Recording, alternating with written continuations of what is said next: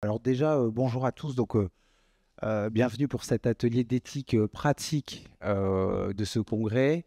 L'idée, effectivement, c'est pas que vous écoutiez des interventions, même si elles pourraient être très brillantes, mais que vous soyez vraiment partie prenante et qu'on puisse réfléchir collectivement, d'où la configuration, la salle, sur une situation de dilemme éthique, hein, voilà, qu'on puisse réfléchir ensemble. On va vous donner quelques clés un peu méthodo et un certain nombre de repères pour que vous puissiez réfléchir ensemble. On vous distribuera ensuite une situation qu'on va vous exposer, que Stéphanie va vous exposer oralement, et qu'on va ensuite vous remettra. On va peut-être attendre la présentation et ensuite on vous distribuera une situation. Et l'idée, ce serait que pour chaque groupe, il y a un rapporteur qui puisse être désigné. J'ai des petits calepins, donc le petit rapporteur pourra noter sur le petit calepin ce qui se dit dans le groupe et ensuite qu'il fasse en 3 minutes une petite synthèse de ce qui s'est dit dans le groupe sur les solutions que vous avez trouvées et qu'ensuite on puisse la confronter avec les deux spécialistes qui sont à ma gauche et à ma droite. Voilà. Est-ce que ça vous convient? Alors déjà, bon, moi, je me présente rapidement. Vous m'avez vu en plénière, mais j'interviens pas en tant qu'animateur du congrès. J'interviens en tant que coordonnateur du comité d'éthique de l'UNIOPS. On a la chance d'avoir le président du comité d'éthique de l'UNIOPS derrière, là, voilà, qui lève le bras. C'est Patrick d'Outreligne. Et je laisse peut-être se présenter en quelques mots Jacques Gaucher, qui est aussi membre du comité, et Stéphanie Place. Alors, Stéphanie, responsable du pôle lien social et accompagnement au sein de l'Office Villeurbanne des personnes âgées et retraitées. Enchantée, ben voilà, je suis Stéphanie Place et j'ai la chance de travailler à l'OFPAR, qui commence à être une vieille dame. Et dans cette structure, ça fait des années qu'on pratique la concertation clinique et les temps de médiation avec les familles pour toutes les situations qu'on rencontre et où les aidants et ces personnes âgées souhaitent participer et décider de leur parcours et de leur avenir. Du coup, c'est des espaces pour nous professionnels et pour les usagers assez participatifs qui nous obligent à la réflexion éthique en permanence. Voilà.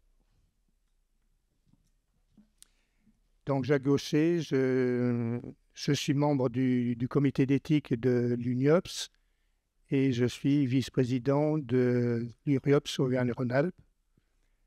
Voilà, j'ai d'autres cartes aussi. Je suis vice-président d'un groupe qui gère des EHPAD qui est répandu sur un peu toute la France, qui s'appelle l'ACPPA. Il y en a peut-être parmi vous qui connaissent. Et donc, je suis psychologue de formation. J'ai exercé au CHU de Lyon, j'ai exercé aussi à la Croix-Rouge. Et puis, j'ai été professeur à l'université. Et maintenant, je suis à la retraite, une retraite dans la vie associative. Voilà, je me distribue là-dedans. Voilà. Très bien, merci, merci à tous les deux pour ces présentations. Et donc, Jacques Gaucher est donc membre aussi du comité d'éthique de l'UNIOPS. Il nous éclaire beaucoup sur cet exercice, ces travaux du comité. Alors, ce que je dois vous dire aussi, c'est que sur cette thématique convaincre ou contraindre pour protéger, elle ne vient pas de nulle part. C'est justement une des thématiques sur lesquelles travaille le comité d'éthique de l'UNIOPS, qui rencontre régulièrement, qui interroge les acteurs et qui va travailler sur toute une année sur la préparation d'un avis. Et en fait, cet atelier est un peu une des étapes de préparation de cet avis, c'est-à-dire qu'on va essayer de prendre un peu tout ce qui s'est dit là aujourd'hui pour essayer d'alimenter l'avis. L'idée, c'est de pouvoir, sur cette thématique assez large, pouvoir avoir des échanges de points de vue. Et on peut faire référence au secteur de l'autonomie, mais après tout, convaincre, contraindre pour protéger, ça peut faire référence à plein d'autres secteurs. Si vous êtes d'autres secteurs, ça peut aussi nous alimenter aussi nos réflexions. Voilà. Avant qu'on débute, on devait avoir l'intervention de Claire Journoux, qui est conseillère technique à l'URIOPS PACA et qui est spécialiste de l'éthique, puisqu'elle est titulaire d'un DU en éthique, qui devait intervenir pour proposer un certain nombre de repères. Il se trouve que Claire ne peut pas être là, donc c'est c'est moi qui vais vous faire ce petit laïus. Voilà, donc vous m'excusez parce que je serai sans doute moins riche que Claire Journoud. Elle a, par chance, elle nous avait transmis des notes assez précises quand même, que je me suis un peu appropriées. Donc voilà, donc je vais vous parler pendant quelques minutes, justement, vous donner ces quelques repères éthiques, philosophiques qui va nous servir à alimenter un peu la réflexion. Ensuite, on va vous exposer la situation de dilemme éthique. Stéphanie va vous exposer, ensuite on va vous la distribuer, et ensuite va commencer une réflexion collective entre vous sur cette situation. Est-ce que tout ça, ça vous convient? Alors c'est parti. Donc, premier élément, donc certaines situations soulèvent des dilemmes éthiques au cœur de la pratique professionnelle, parce que tous les textes, qu'ils soient réglementaires ou déontologiques, ne peuvent pas toujours répondre à ces situations qui relèvent de dilemmes moraux. Au-delà du contexte législatif, d'autres facteurs favorisent l'émergence de la vulnérabilité, notamment la notion d'environnement. En effet, les actions qui tendent vers le soutien et la prise en soin des personnes vulnérables peut soulever des dilemmes complexes impliquant plusieurs points de vue. Le point de vue évidemment de la personne accompagnée, de ses proches, des professionnels qui interviennent auprès d'elle, et parfois des politiques publiques et du cadre réglementaire. Si on évoque l'environnement, on ne peut pas ne pas évoquer la pénurie des professionnels dans le secteur, et qui laisse exsangue ceux qui sont en poste. Dès lors, il faut se poser la question: comment conserver la motivation, le sens des valeurs qui les animent à prendre soin lorsqu'ils doivent faire des choix impossibles dont les conséquences pourraient être portées par les personnes accompagnées. Pour autant, il ne faut pas se désespérer, parce qu'il y a des chemins de traverse qui existent pour poursuivre cette mission de prendre soin. Alors, Claire Journoud, dans la contribution qu'elle nous avait envoyée, nous avait justement évoqué toutes les questions qui se posent. Alors, il y a plusieurs points de vue, je vais essayer d'être le plus précis possible. Si l'on suit la philosophie de Socrate, le bien est ce vers quoi on tend en toutes circonstances. Donc, jusqu'où peut-on accepter le refus de l'aide proposée d'une personne que l'on sait vulnérable par sa maladie? Et surtout, faut-il convaincre ou contraindre pour protéger? Point d'interrogation. Il faut se poser toujours la question: est-ce que protéger, c'est l'ultime solution? Peut-être que pour respecter le choix de la personne, si elle ne souhaite pas être protégée, on peut ne pas la protéger. On peut considérer en effet que si on confère à quelqu'un le droit d'accepter ce qu'on lui propose, il a aussi le droit de le refuser. Un refus exprime ce que la personne souhaite nous dire d'elle, et pas ce que cela dit de nous. Accepter la possibilité d'un refus reconnaît le droit à la personne donc d'être au monde. Aussi, avant de se positionner, d'envisager, de convaincre, de contraindre ou de laisser faire, il est indispensable de se questionner sur les principes éthiques en tension. Pour y voir plus clair, on peut se référer à 4 principes utilisés en éthique appliquée. Alors, quel principe éthique entre celui de justice, premier principe, d'autonomie, deuxième principe, de bienfaisance ou de non-malfaisance peut-on accepter de renier, auquel il faut renoncer? Dans nos secteurs, par exemple, la loi 2002 et l'autonomie du patient conditionnent tout ce vers quoi tend un accompagnement respectueux de la loi et des valeurs. Or, dans certaines situations, ce principe d'autonomie a des limites. Comme le dit Jean-François Mattei, qui temporise la toute-puissance du principe d'autonomie, c'est sans doute le rôle essentiel du principe de bienfaisance que de pondérer les excès auxquels peut conduire la sacralisation du principe d'autonomie. On peut aussi interroger la notion de consentement, illustrée par la pensée d'Aristote, qui nous dit que l'action vraiment humaine, la vertu, est un choix accompagné de raison, c'est-à-dire ce qui est le propre de l'homme et le distingue des autres êtres. C'est le choix délibéré. Mais comment se positionner lorsque ce choix délibéré peut être remis en cause par la vulnérabilité de la personne que l'on doit accompagner? Une autre clé de lecture est la conciliation entre liberté et sécurité. C'est une autre manière de répondre à la question que nous posons aujourd'hui, qui peut être illustrée par la balance entre le principe d'autonomie et celui de non-malfaisance. Au-delà de ces questions, il y a 2 manières de résoudre un dilemme, de façon individuelle ou collective. Dans un premier temps, chacun se forge son opinion en fonction d'un examen de conscience intérieure. Mais lorsque nos décisions ont des conséquences directes sur d'autres personnes et que nous n'avons pas la preuve d'avoir raison, il est nécessaire de s'ouvrir au point de vue des autres.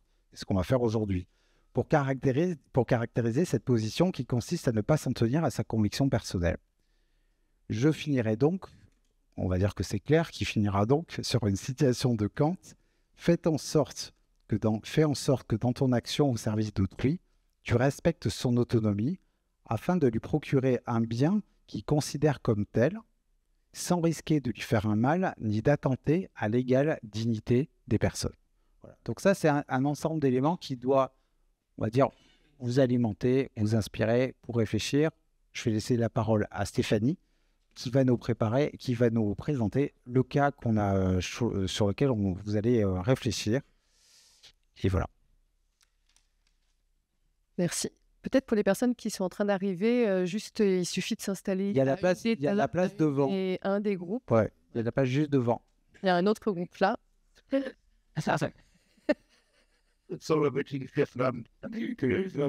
Bienvenue.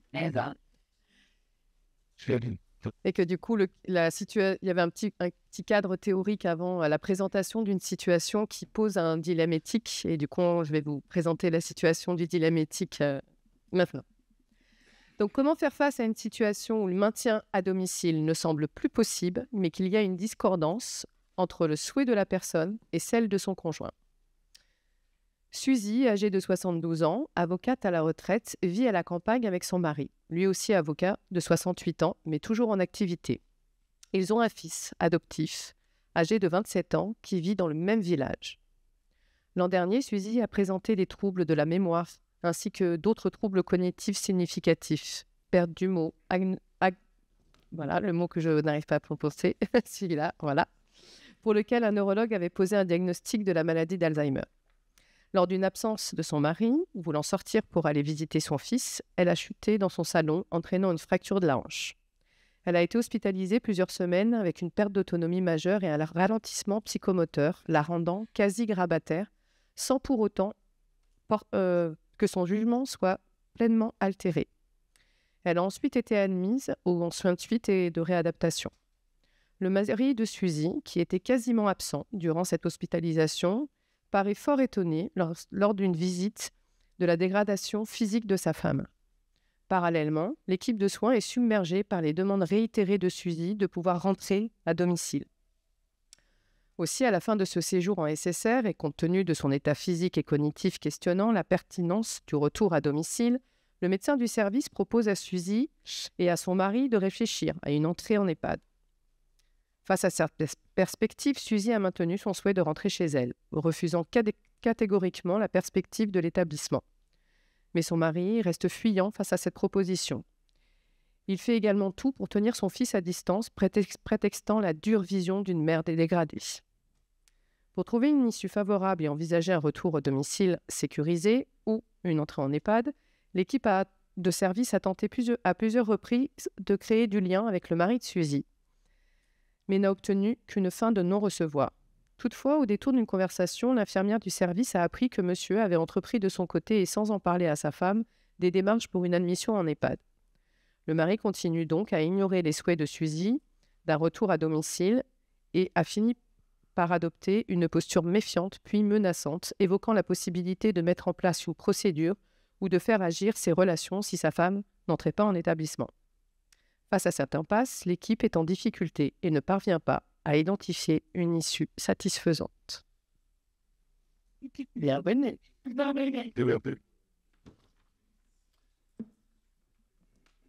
Donc, chaque groupe va disposer de 40 minutes environ pour répondre aux questions suivantes. On va vous donner un bloc, il y a un rapporteur par groupe, et l'idée c'est de rapporter pendant environ 3 minutes les échanges sur la réflexion éthique et les solutions qui pourraient être envisagées. Normalement, il y a une dizaine de personnes par groupe. Ouais, non. Mais là, vous êtes peut-être se répartir sur les gros groupes. Alors, une des consignes, c'est de faire un tour de table et de dire qui vous êtes et d'où vous parlez. C'est super important dans la réflexion éthique de savoir d'où on parle. Ce serait bien. Et les questions auxquelles vous allez devoir répondre, elles sont notées juste en dessous de la situation. Qu'est-ce qui pose difficulté? Est-ce qu'il existe des repères législatifs, déontologiques qui permettraient de résoudre le conflit? Identifier le dilemme éthique, s'il y en a un. Et quelle issue on proposerait? Issue, ça peut être avec un S.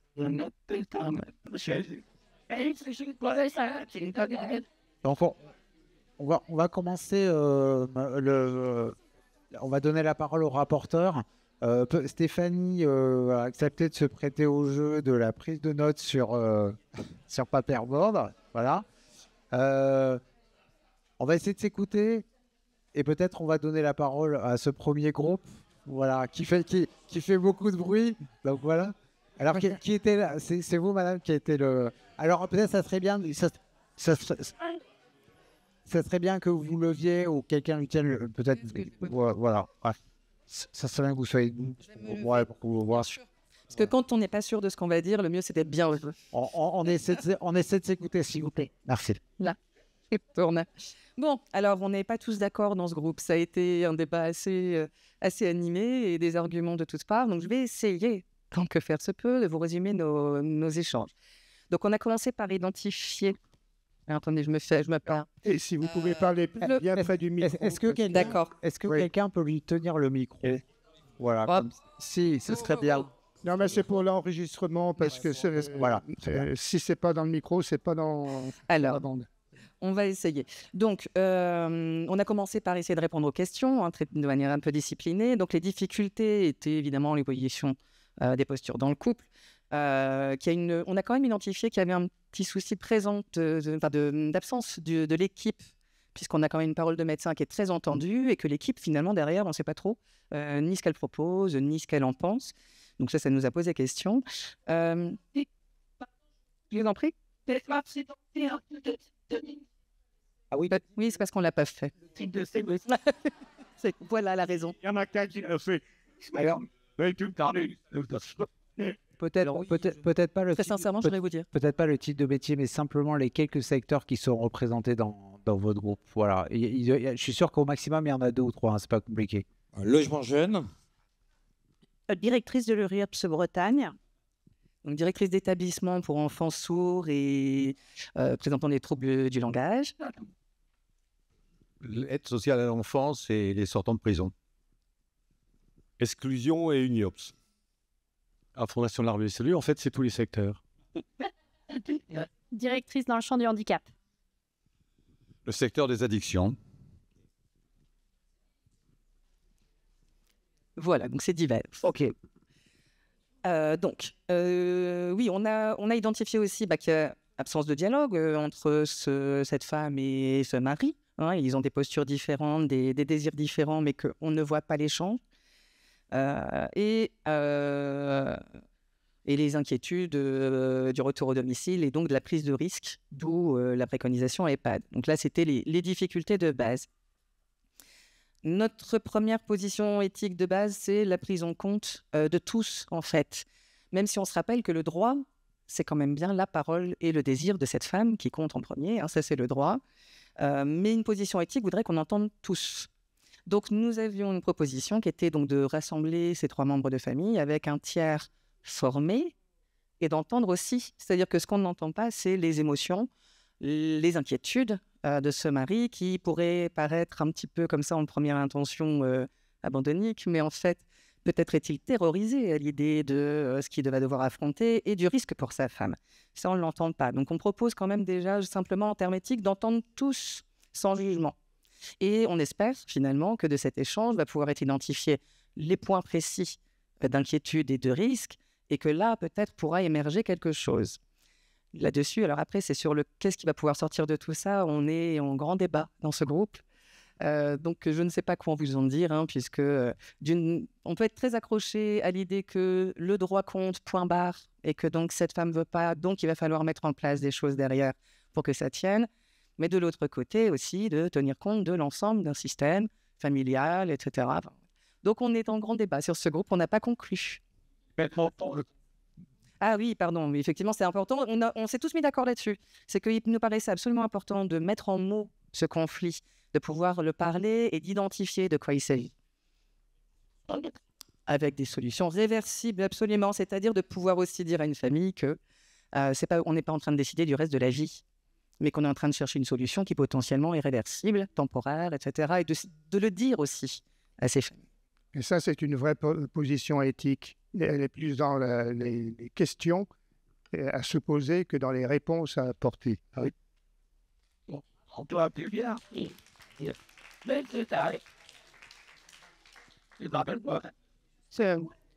Pour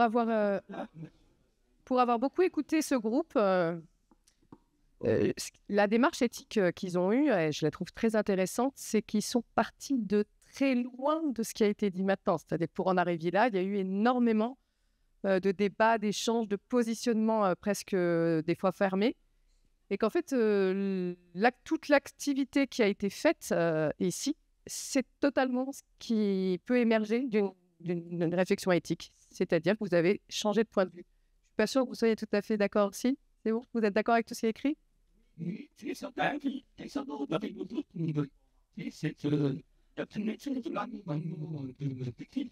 Ouais. La position du fils. Non, il vient pas. Il est pas venu une fois.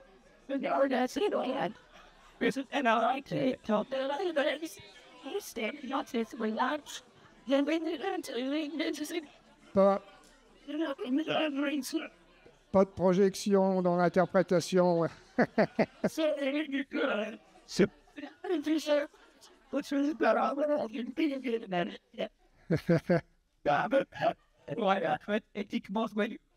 Ah oui, c'est ce que j'allais dire, ça ne nous a pas abattus. Ok, on passe à un autre groupe.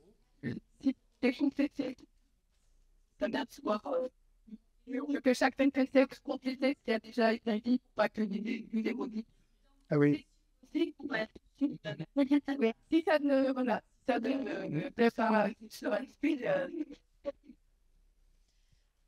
Alors, je vais me mettre debout. D'accord. C'est bon? Attendez, je me mets dans un coin, comme ça je me tourne pas le dos.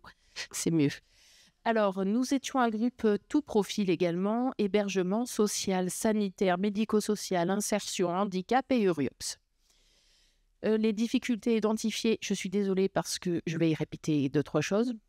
Bon, d'accord, ils ne sont pas d'accord entre eux, entre le mari et la femme. On a identifié les mêmes choses. On a identifié également que le poids de la parole du médecin par rapport au reste de l'équipe nous posait question dans son rôle au sein de l'équipe. Sur l'exercice du droit de la personne, légalement, elle est autonome. Il n'y a pas de mise sous tutelle. On identifie une possibilité de risque de maltraitance au domicile à situation égale. En tous les cas, ça inquiète. Et on a parlé aussi de la question du choix de l'aidance. Comment on choisit d'être aidant ou pas. Et enfin, l'effacement du fils de l'équation. Parce qu'il ne vient jamais. Il vient, peut-être il n'est pas prévenu. Enfin, il est venu apporter quelques fleurs, mais pas récemment. Voilà. Au niveau des repères, donc elle est pleinement responsable au niveau du cadre légal.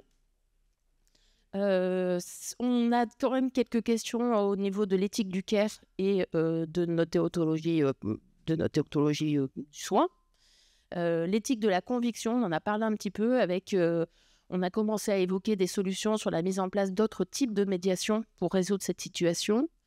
Et puis, quand même, on s'est dit peut-être qu'il faudra faire éventuellement, si ça tournait au vinaigre, un signalement, un retour vers le juridique en cas d'inquiétude sur l'emprise du mari par rapport à sa femme. Les dilemmes éthiques identifiés. Comment faire valoir l'expression des droits de Suzy et en respectant ses droits, ne pas la mettre dans une situation de maltraitance. Est-ce que le mari, deuxième question, est-ce que le mari doit accepter le rôle d'aidant? Est-ce que ça, c'est imposé? Et puis, on s'est quand même posé la question de comment amener l'équipe dans la juste mesure de l'accompagnement. Parce que, quand même, on s'est dit, Suzy, elle existe dans plein d'environnements différents. Nous, on la connaît que dans nos fonctions de soins. Et il faut aussi qu'on accompagne l'équipe pour accepter les limites de notre intervention par rapport dans la vie de Suzy. Voilà, alors, les diverses solutions. Alors, il va falloir accompagner Suzy vers une solution. On est d'accord que les deux solutions présentées telles quelles, elles ne nous satisfont pas. L'idée est d'amener le dialogue peut-être des espaces de médiation des personnes tierces vers une solution la mieux aménagée possible. En tous les cas, décentrer la zone de conflit, c'est-à-dire sortir le conflit uniquement dans ce cercle-là qui est en train de se figer. On s'est dit aussi qu'il y avait la question de comment on amène Suzy la prise de conscience de sa perte d'autonomie actuelle et le temps du processus du soin qui est peut-être pas totalement terminé à la sortie des soins chez nous. Et puis quand même rappeler qu'elle a son jugement, donc il n'y a pas de contrainte possible. Et puis, on a plaisanté un petit peu en disant bien, il faut surtout éviter d'avoir le moindre jugement de valeur si le mari a une maîtresse, et grand bien lui fasse. Voilà, on est allé jusque-là. On a évoqué la notion d'hôpital de jour, plaisanterie en moins, en se disant, bah tiens, c'est peut-être aussi une solution tierce à envisager. Voilà. Merci, merci.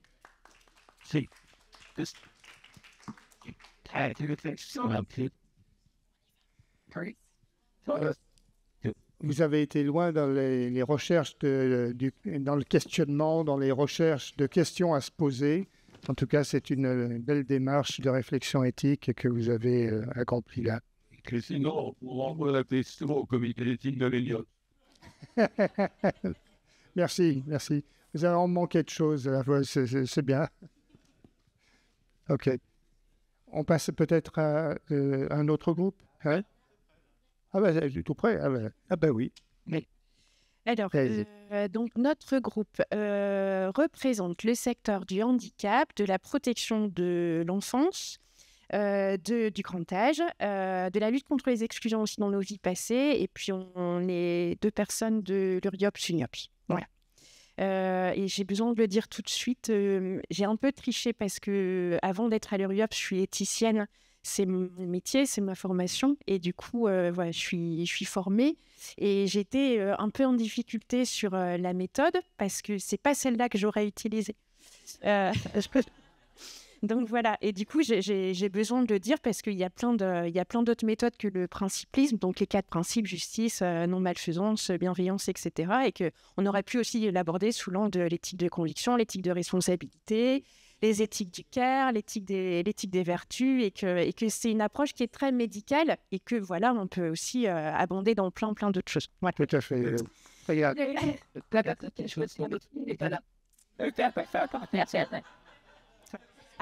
Après, elle est pas mauvaise. C'est juste que sur la, oui,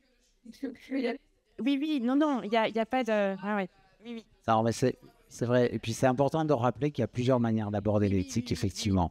Et le principlisme, c'est pas non plus de sacrifier un principe parce que c'est écrit sur la consigne. Et l'idée, c'est pas de dire que la justice, on la sacrifie au profit de l'autonomie.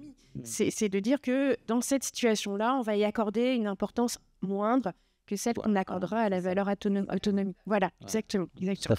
Ceci étant dit, je vais essayer de rapporter au mieux ce que disait le groupe. Alors, on a essayé du coup de situer les difficultés. Donc, une des difficultés, ce sont les conséquences engendrées par la perte d'autonomie. Oui, merci, comme que je tremble un petit peu. Donc, les conséquences liées à la perte d'autonomie, donc sur le plan par rapport à la personne, donc Suzy, par rapport à son proche qui est le mari, par rapport à son fils adoptif, et puis aussi les conséquences pour l'équipe soignante qui est aussi touchée par ce qui se passe pour Suzy et son environnement. Ça posait la question en termes de difficulté du désir du patient, du besoin du patient, comme on l'identifie, du désir du proche aidant ou du proche tout court, et du besoin du proche qui nécessite aussi d'être entendu, et du coup de l'acceptation aussi des proches par rapport à ce que vit Suzy au niveau de la dégradation de son état de santé, avec le fait qu'on ait des rythmes différents pour accepter que nos proches se dégradent, notamment au niveau cognitif.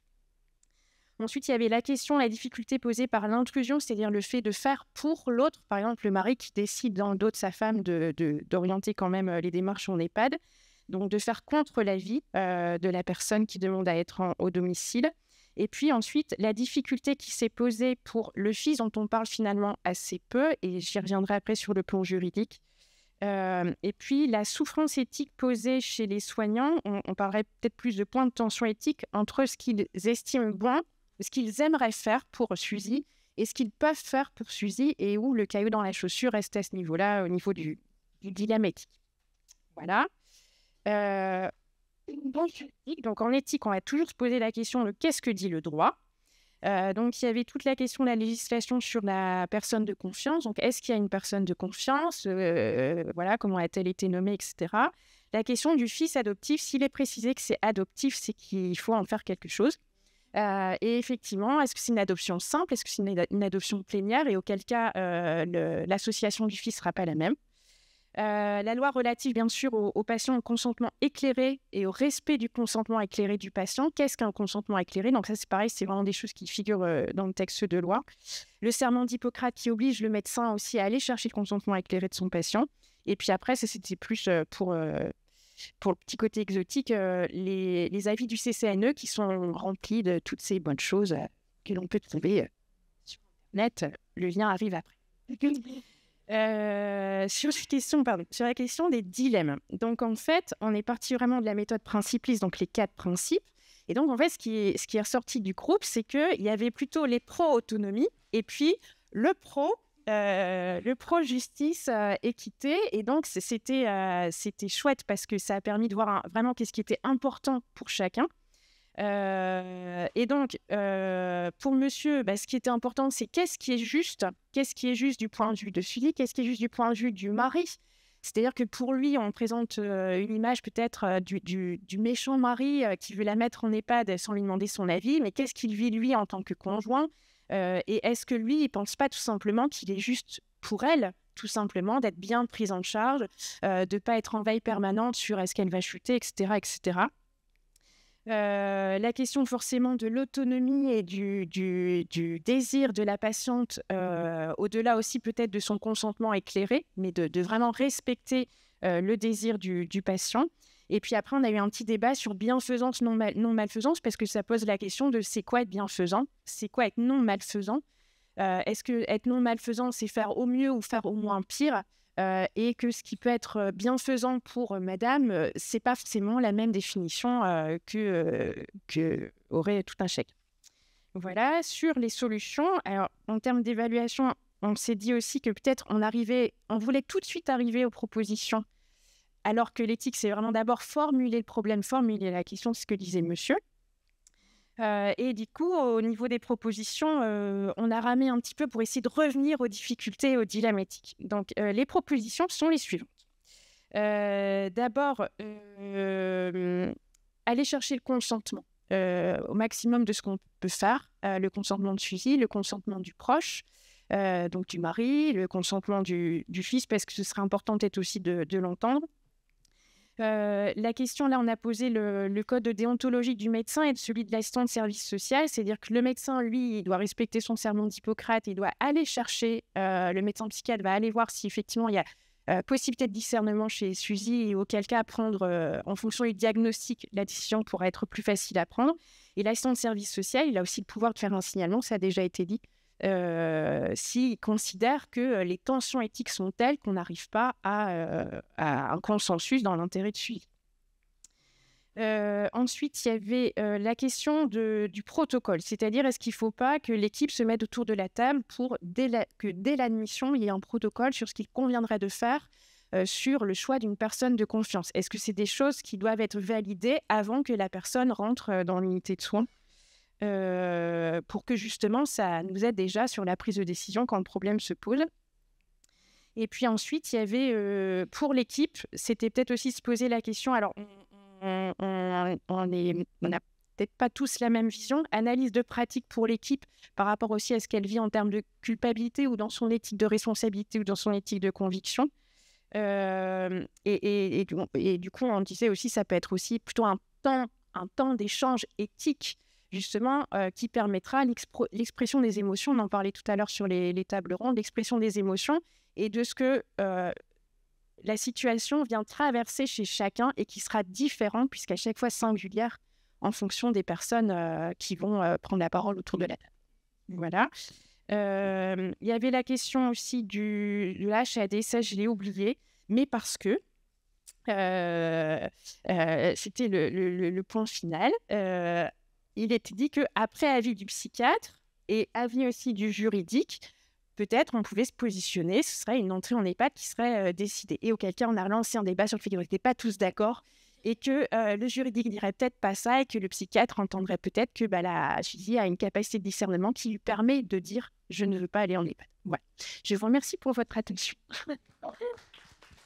Merci beaucoup. Merci. Moi, je suis frappé par la richesse de vos retours qui est intéressante. Allez. Oui. Nous, on n'a pas grand-chose à dire parce qu'on on a tous été un peu dans les mêmes discussions. Ah, pardon. Vous voulez voir ma tête? Salut. Je vais me mettre derrière. Alors, juste nous, oui, on a rejoint un peu l'idée on a voulu un peu désacraliser le mari méchant. Parce que dans on avait beaucoup aussi c'est très différent, nos milieux d'intervention, mais il y avait un peu... justement, c'est ce que je dis, on était très variés dans nos domaines de... Voilà, il y avait tout, secteur enfance, secteur grand âge, secteur polyhandicap, des handicaps psychiques, on avait un peu de tout, je crois, j'oublie personne. Mais du coup, on avait aussi des gens... moi, je prône le maintien à domicile, ouais. Je travaille en accueil de jour et donc voilà, c'est des choses qui nous parlent. On avait quelqu'un aussi qui travaille avec des aidants et donc on a aussi un peu pris le parti de l'aidant qu'il ne faut pas oublier parce que qu'est-ce que ça veut dire pour chacun de se retrouver avec quelqu'un qui a des troubles cognitifs au quotidien à la maison. Et donc, au-delà d'avoir de poser un peu tout ça, c'était notre question. On s'est dit, est-ce qu'il y a eu un débat sur est-ce qu'on a le droit de les recevoir individuellement ou est-ce qu'il faut aller tout de suite sur une concertation plus globale. Mais je suis d'accord avec vous aussi sur le fait que le médecin avait l'air d'être un peu au centre de tout et on oublie un peu l'équipe derrière. Pour avoir travaillé en SSR, je crois que c'est aussi notre boulot en tant que pluripro. Bon, je suis neuropsychologue et je pense qu'on fait normalement le travail aussi d'accueillir la parole de chacun, de notre patiente, de l'aidant. Et de s'assurer quelles sont les représentations de chacun dans ce que ça veut dire un retour à domicile, ce que ça veut dire une institution, quelle représentation on en a. Voilà, je ne vais pas redire tout ce que vous avez dit parce qu'on a un peu été tous dans les mêmes choses. Qu'est-ce qu'on a dit d'autre? Oui, dans les difficultés, on avait quand même dit que le fait que ce soit une maladie neurodégénérative, c'est une difficulté aussi puisque ça engendre des troubles cognitifs et que forcément, elle ne peut pas donner son avis. On n'a pas trop aimé la phrase, en fait. Moi, je n'ai pas compris perso. Son jugement soit pleinement altéré. Alors, voilà, je veux bien le compte-rendu neuropsychologique de cette patiente pour pouvoir avoir plus de recul. On a parlé de l'idée d'associer le fils aussi, nous. On s'est dit que ce serait intéressant quand même de savoir... Alors, on n'a pas été sur tout le juridique. C'est vrai qu'on ne s'est pas dit qu'il est adoptif, tout ça. On était plus sur l'émotionnel, on était moins bon en juridique, on n'était pas... Voilà. Oui, c'est vrai. Peut-être qu'il aurait envie et qu'il est en difficulté. En tout cas, il faudra lui poser la question. Donc voilà, qu'est-ce qu'on peut dire d'autre? Oui, dans les propositions, je ne sais pas, nous, on n'a pas vraiment décidé le final. On s'est juste dit qu'on aimerait bien proposer des alternatives, en fait, et d'arrêter le choix binaire de soit l'un, soit l'autre. Qu'est-ce qu'il existe comme alternative? Alors, hélas, il n'en existe pas beaucoup. J'aimerais bien qu'on travaille dessus. Mais en tout cas, il y a aussi la possibilité de proposer un peu des étapes. On a parlé de l'hébergement temporaire. On a parlé de tout ce qu'il existe aussi. Qu'est-ce que ça veut dire un retour à domicile pour monsieur? Est-ce qu'il le voit comme s'il devait tout gérer lui ou est-ce qu'il est au courant de ce que c'est un dossier à pas, des auxiliaires de vie qui viennent à domicile, une équipe spécialisée Alzheimer qui peut passer, un accueil de jour qui peut prendre le relais? Voilà, est-ce qu'il a pris en compte toutes ces choses-là? Donc ça, on voulait s'en assurer. Et puis aussi les représentations de madame. Qu'est-ce qu'elle imagine, elle, d'un EHPAD? Qu'est-ce que ça veut dire pour elle? Qu'est-ce que c'est? Et que voilà, en fait, on voulait essayer d'ouvrir un peu. Voilà, c'était pas soit l'un, soit l'autre, avec tout ce que ça représente pour chacun. Et puis on a aussi soulevé, en effet, l'intervention de quelqu'un de tiers, si jamais on était vraiment dans une impasse totale de l'équipe avec cette famille. J'ai rien oublié? Merci. Bravo.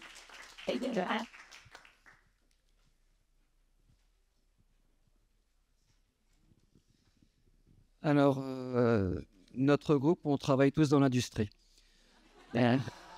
Ça, c'est réglé. Voilà. Alors moi, j'ai écouté, j'espère que j'ai rien loupé, mais j'ai le sentiment que cette situation a été extrêmement décortiquée et surtout individualisée. Je n'ai pas entendu parler famille. Pourtant, quand je lis ce texte, je vois une maman qui veut aller voir son fils, je vois un papa qui écarte le fils, je vois une maman de 62 ans qui est à la retraite, un homme de 68 ans qui est actif. J'ai des indicateurs qui montrent que cette famille, elle ne va pas super bien. C'est mon interprétation. 68 ans, je serais peut-être à la retraite avec ma femme. Juste un exemple. J'ai l'impression que ça peut surajouter une difficulté à cette situation et surtout au niveau des soignants. Voilà, c'est juste ce côté famille qui me manque. Si vraiment la famille ne s'entend pas et ne respire pas la joie de vivre depuis longtemps, ben je pense que ça va être très difficile effectivement d'aboutir à une situation qui puisse satisfaire tout le monde. Et je pense que les soignants auraient dû prendre cette donnée en compte. Comment va la famille? Voilà, c'est tout ce que je voulais ajouter parce que le reste, ça a déjà été dit. Merci aussi. C'est vrai qu'il y a parfois un manque d'information, et ça tout le monde l'a souligné. On en a parlé un peu quand je passais dans les groupes. Un manque d'information, mais qui est très utile pour le type de réflexion que vous avez partagé aujourd'hui, cet après-midi, parce que ça montre qu'on a besoin d'avoir un peu plus d'informations pour aider à la décision ou pour critiquer une décision, une orientation de décision.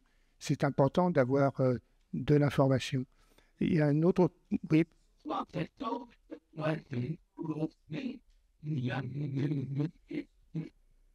Tout à fait. Avoir une approche plus systémique. Et on est bien d'accord. Peut-être un point, puisque j'ai le micro, j'en profite, j'abuse, mais sur le concept d'autonomie, il y a aussi beaucoup d'ambiguïté entre l'autonomie fonctionnelle, l'autonomie de décision, par exemple, et il peut y avoir des confusions, dépendance et autonomie qui s'opposent. Non, c'est autonomie, hétéronomie, indépendance, dépendance. Voilà. Donc, je voulais juste rajouter quelque chose sur ce que vous venez de dire. Il y avait le métier qu'elle exerce qui peut être aussi un appui au fait qu'elle a peut-être eu des habitudes dans sa vie, de prendre des décisions. Elle a été avocate, elle a occupé des postes à responsabilité. C'était aussi des indicateurs qui nous permettaient de dire attention, c'est pas une femme qui a été restée à la maison, qui a élevé ses enfants, qui a été soumise à son mari. Vous avez parlé d'emprise tout à l'heure. Et je trouve que l'indicateur de son métier, on peut creuser dans la réflexion éthique, c'est intéressant d'aller chercher. Lui aussi, il est avocat, mais c'est qui ce couple d'avocats, l'un et l'autre? Comment ils ont vécu ces questions d'autonomie, de décision dans leur couple et dans leur vie? Alors certes, cette situation, elle n'en dit pas beaucoup, mais c'est des points à aller interroger. La place de ce fils aussi, qui est là mais qui n'est pas là alors qu'il a été adopté. Généralement, il y a beaucoup de reconnaissance sur les questions d'adoption et pour autant, il n'est pas présent à l'hôpital, etc. Enfin voilà, vous parlez de l'emprise du signalement. Peut-être qu'effectivement, cette femme, elle n'est pas si vulnérable que ça et elle a des ressources. Enfin, bon, je ne vais pas faire tout le boulot, mais... Oui, mais enfin, la vulnérabilité, elle est toujours à remettre ce que vous disiez dans un contexte, dans un environnement.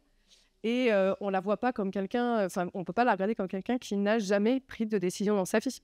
Hein, c'est à remettre... dans la réflexion, cette question. C'est pour ça que je trouve intéressant cette question de contexte. On a des luttes d'a priori, la contrainte financière, on a fait ça en premier.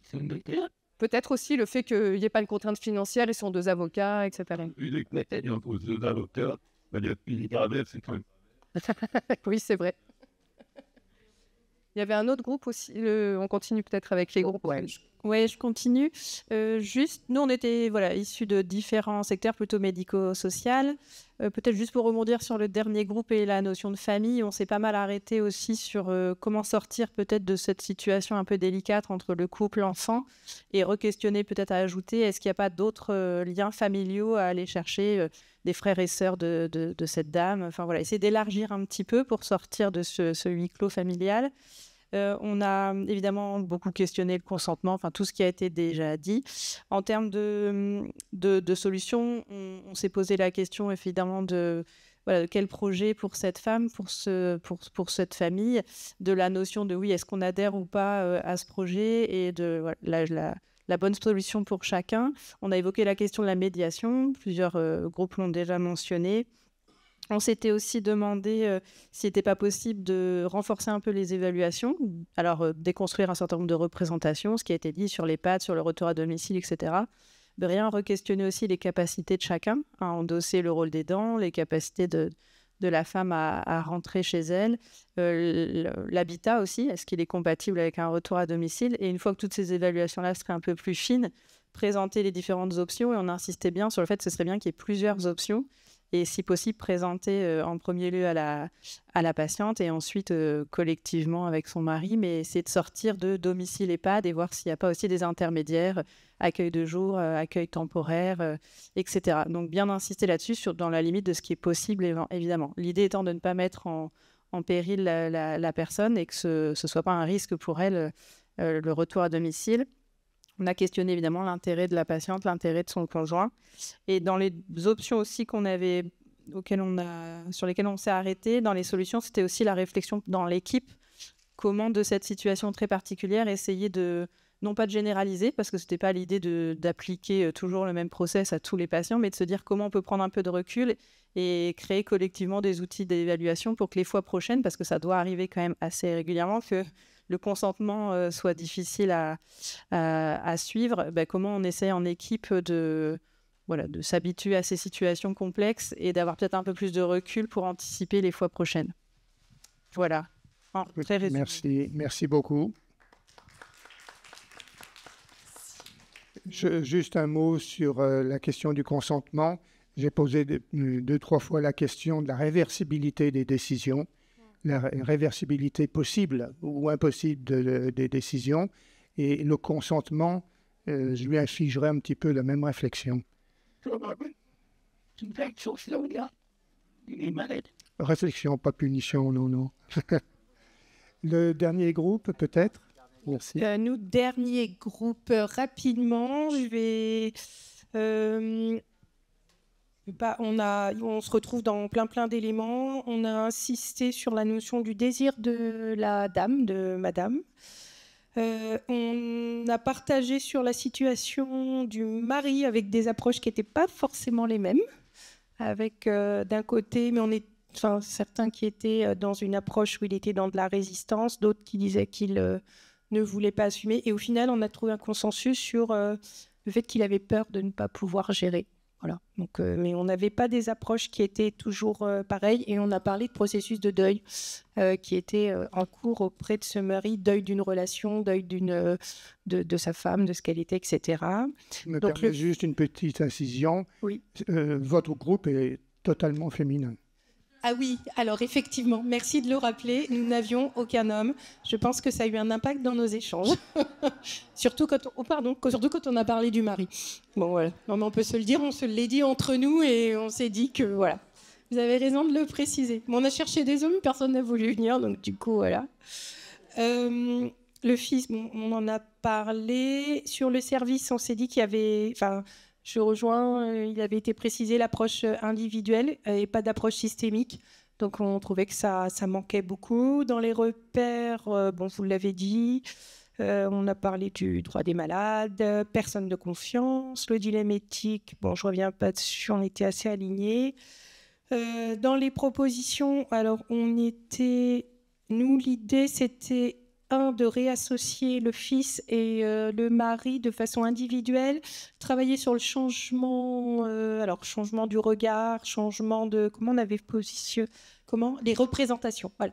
Travailler sur les représentations que pouvait avoir le mari, pouvait avoir le fils, pouvait avoir la dame, donc d'avoir des approches individuelles et ensuite d'avoir une approche systémique avec un tiers et avec une orientation, si c'est possible, systémique familiale, où là, on posait pas où les réponses sortiraient du groupe, en fait, et d'avoir plusieurs séances.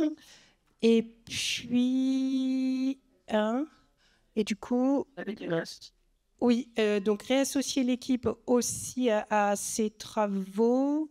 Après, on a partagé sur les dispositifs avec différents dispositifs, maintien à domicile, hébergement temporaire, d'être dans une approche pas linéaire et blanche ou noire, mais du coup de se dire, bon, bah, peut-être qu'on peut faire des allers-retours.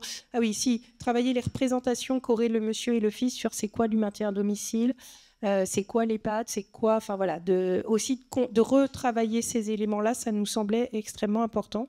Et on s'est dit, faut-il ou pas travailler sur une mesure de protection pour madame, eu égard à ce qui était précisé de la part du mari et du coup peut-être d'avoir un tiers.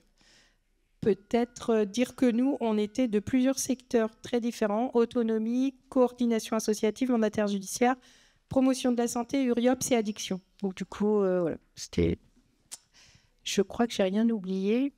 C'était bon. Voilà, merci. Mais même si vous avez oublié quelque chose, ça fera ses fruits à un autre moment, c'est pas très grave. En tout cas, vous avez mis en lumière aussi l'approche nécessairement contradictoire des situations, et ça, c'est un point important aussi. C'est vraiment au cœur de l'éthique.